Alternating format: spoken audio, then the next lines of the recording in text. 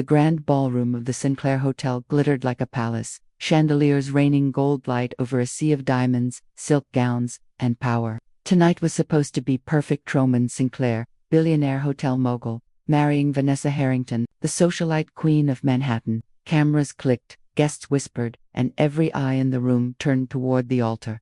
But then, "Don't marry her." The scream cracked through the silence like thunder. Gasps swept across the crowd. Down the aisle stormed 3 children, their little shoes slapping against the marble floor. "She's not the one," the boy shouted, fists balled. "She only wants your money," his sister added fiercely. And then the 3rd child, the boldest of all, shouted words that shattered the entire wedding. "You're our dad." The room exploded into chaos. Paparazzi snapped furiously. Guests murmured. Roman Sinclair froze in his ivory tuxedo, his espresso brown skin paling as he locked eyes with the children. And in those eyes, he saw something undeniable. Himself, Vanessa. Manicured nails dug into his arm. "Roman, what is this?" she hissed, diamonds trembling on her dress. But before he could answer, another figure appeared at the back of the ballroom. A woman in a simple dress. No jewels, no designer labels. A natural beauty that silenced the room. Golden brown skin glowing, curls trembling, as she walked, her almond-shaped eyes locked on Roman.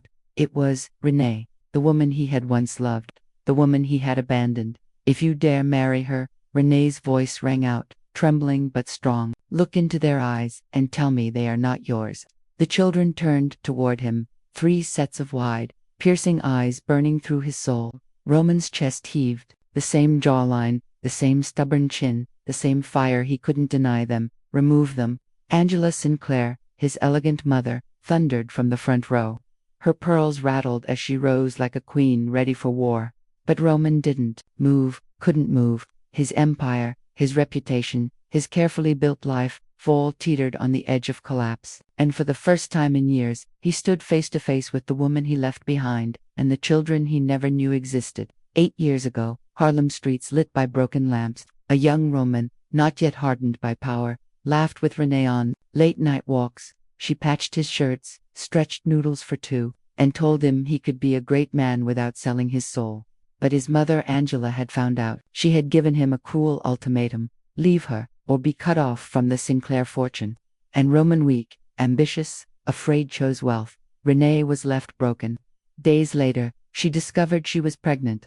Not with 1 child but 3. Back in the present, fury swirled like a storm. Vanessa shrieked, accusing Renee of staging a circus. Renee fired back, her children clinging to her side.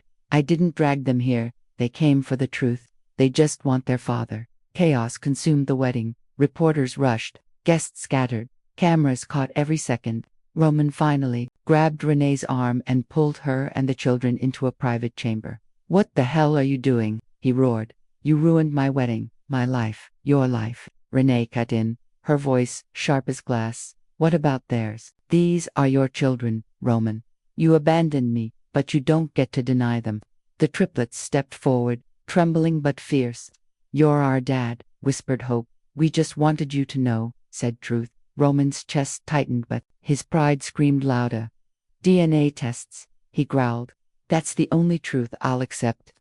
Days later, the scandal exploded. Headlines roared. Billionaire's wedding crashed by secret triplets. Stock prices dipped. Investors panicked. Vanessa fumed. Angela plotted. And Roman's empire trembled. Meanwhile, in a small Harlem apartment, Renee held her children close as the world hurled insults. She worked 2 jobs, fought to shield them, but the storm wouldn't stop. Dr. Lennox Carrington, her longtime friend and secret admirer, stood by her side. "Don't let Roman hurt you again," he urged softly. But Renee's voice stayed firm. "I had to do it. They deserve to know who their father is." Roman finally received the DNA results. His hands shook as he tore open the envelope. 99.9% probability of paternity. His knees buckled. The truth was undeniable. Hope, King, and Truth were his.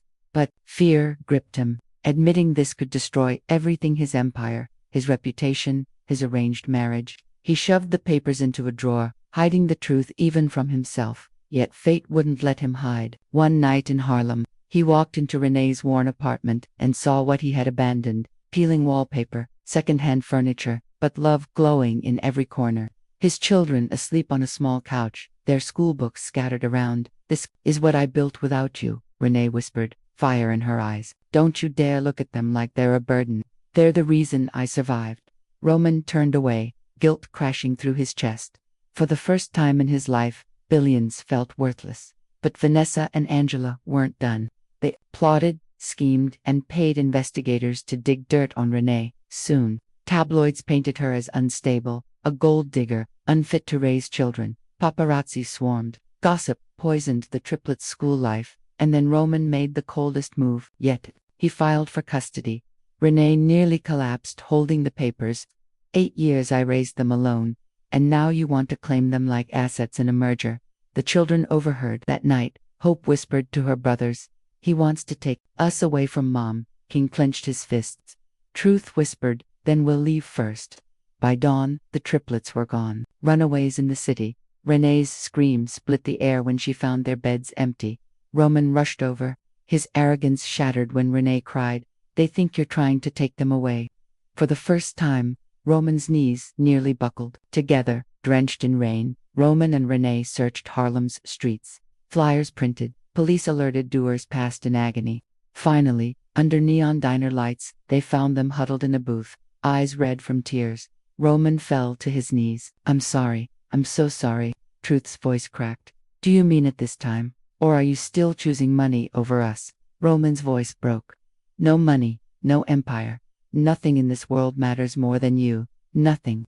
The children didn't look away this time. Slowly, they let him hold them. The redemption arc began. Roman started showing up not as a mogul, but as a father. At choir recitals, soccer games, late-night homework, little by little, hope softened. King cracked a smile. Truth's laughter slipped free one evening. And from the doorway, Renee watched, torn between scars and hope. But Angela and Vanessa were preparing their deadliest strike yet. Fake documents, lies, a final plan to bury Renee forever. The climax came at a press conference. Cameras flashing, reporters shouting. Roman stepped up to the podium, Renee and the children waiting behind him. His mother's hiss echoed, "Do not go out there. You'll destroy everything." But Roman looked at his children. For once, he defied her. "I speak today not as CEO of Sinclair Global," his voice thundered, "but as a father.